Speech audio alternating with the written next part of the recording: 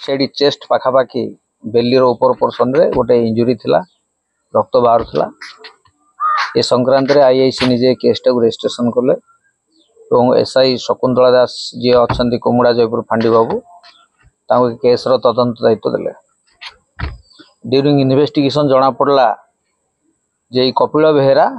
ये जो कंप्लेनेंट अच्छा तांको भौणी प्रतिमा बेहेरा को भल पाउथिले दीर्घ 8-9 मास धरिक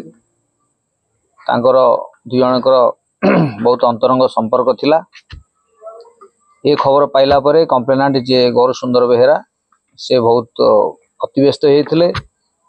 एवं तांकर मोबाइल छड़े रखी झील भौणी एवं तांकर सब प्रकार रिलेशन तार से एक्यूज कपिल बेहेरा संगे विच्छिन्न कराई जहाद्वारा कि कपिल बेहेरा बहुत रागी जाता एवं भाई तार रास्ता रे कंटा हो भाविकी हटाइवाई गोटे प्लान कला। तेणु से प्रथमे कंटाक्ट करथिला बुबू ओरफ आमर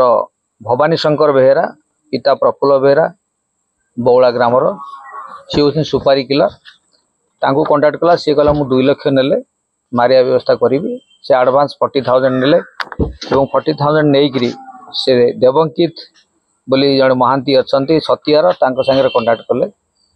राजा आलियास देवंकित महांती से गोटे बंधुक अरेंजमेंट कले रिवॉल्वर एडवांस 75,000 नेले ये कपिल बेहेरा ठारू एवं गोटे ये जो सामना रे थिला पिस्तल रिवॉल्वर से रिवॉल्वर को से देले देला परे फायर करिया पई आउ जण एक्यूज आसी पहुंचले तांको ना होची संग्राम साहू सिंकू आलिया संग्राम साहू से फायरर जड़े तेणु से मारिवार 3-4 दिन आगुरी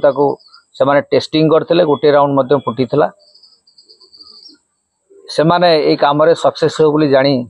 3-4 दिन पूर्व आसिक रेकी करते से जगह को बुली जाइए केमती अटाक करा जीवो। तापरे सही दिन 11 तारिख राति 8:45 रे जेते बेले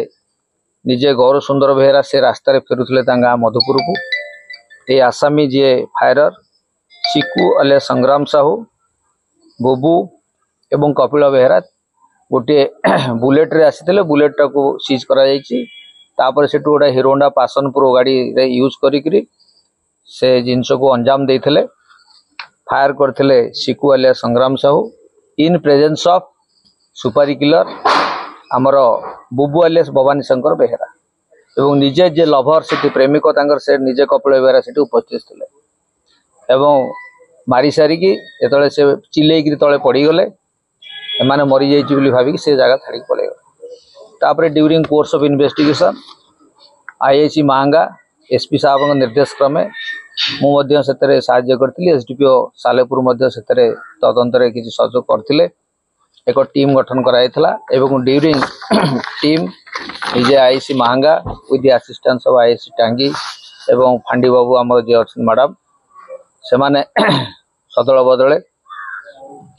4 जन आसामी की जो माने मेन प्रिंसिपल एक्यूज अच्छा से गिरफ्त करते कपिल बेहेरा को गिरफ्त करते फायरर संग्राम साहू गिरफ्त करते सुपारी किलर बुबू अलियास भवानी शंकर बेहेरा को गिरफ्त करते एवं जी जोगाड़ करता बंदूक देवकांति महांती छतियार गिरफ्त कर समस्त को पचरा पुचरी करे आमे आज संध्या 6टारे under section 341, 324, 307, 120B, 201, 34 IPC RW section 25-27 arms act गिरफ्त करिछु। आमे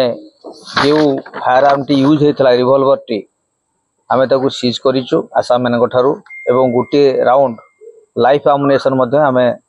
सीज करिछु ता संगे बुलेट को सीज करा जायछि एवं से माने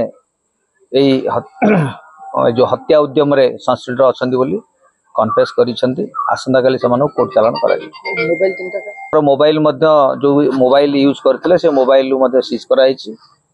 तार सीडीआर मगा जाइछि लोकेशन आनिया पई एवं परवर्ती पदक्षेप परवर्ती पर्याय रे जो माने इथरे सहयोग करिसेंती सेमानु गिरफ्त करा।